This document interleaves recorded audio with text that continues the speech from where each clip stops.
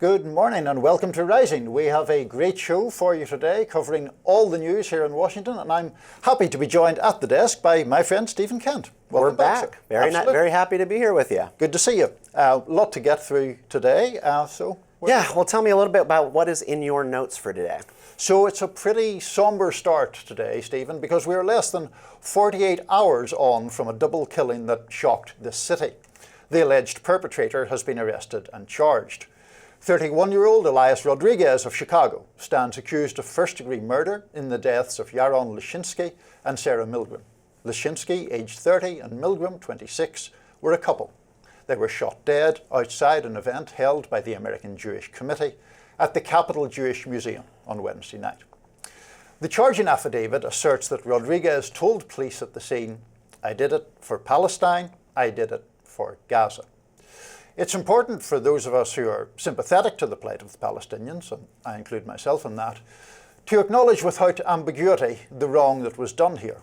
The killing of civilians is wrong. The grief of those who knew and loved Leshinsky and Milgram is impossible for the rest of us to truly imagine, and all we can offer is sympathy and compassion.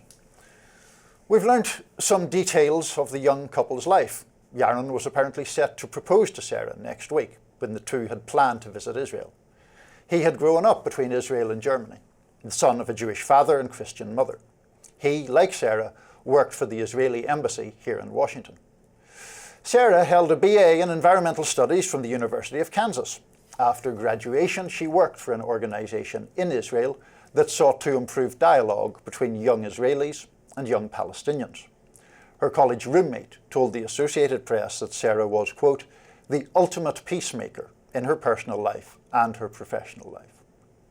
It's important to know those kinds of details. They allow us to see more quickly the full texture of someone's life and at least begin to grasp the enormity of their loss. It's important to see the full humanity of all victims of conflict and of victims on all sides. And I certainly mean no disrespect to the memory of Yaron or Sarah in saying that that's often not what actually happens. When it comes to coverage of Israel and the Palestinians here in the US, our media reporting and our politicians often suggest some lives matter more than others. To be clear, some reporters here and internationally do the best that they can. Here's a report yesterday from Lindsay Hilsum of Britain's Channel 4 News. It's about the trickle of aid Benjamin Netanyahu's government is finally letting into Gaza after a long blockade.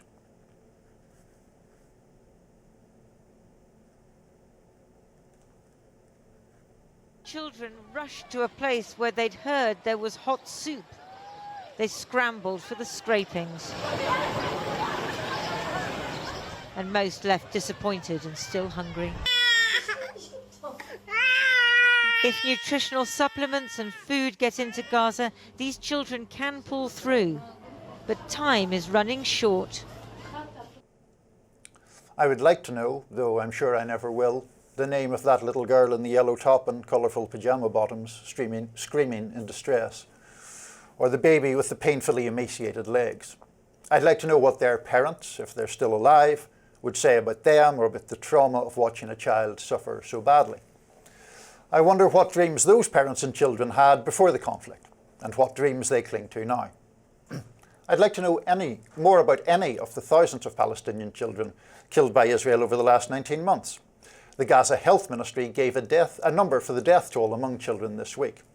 Its number is 16,506.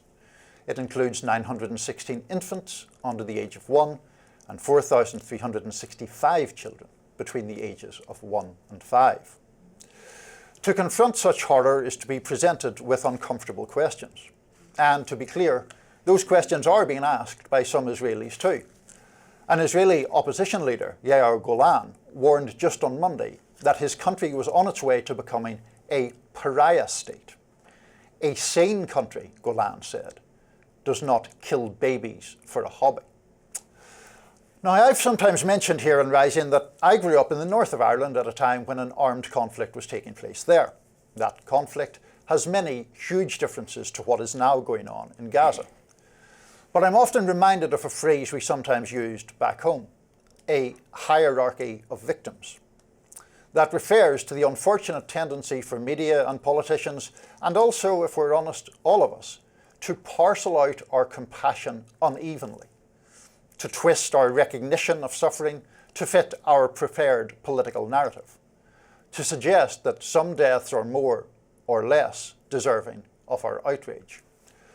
Pointing this out is never about downplaying the terrible grief of those who tend to get placed at the apex of that hierarchy of victimhood.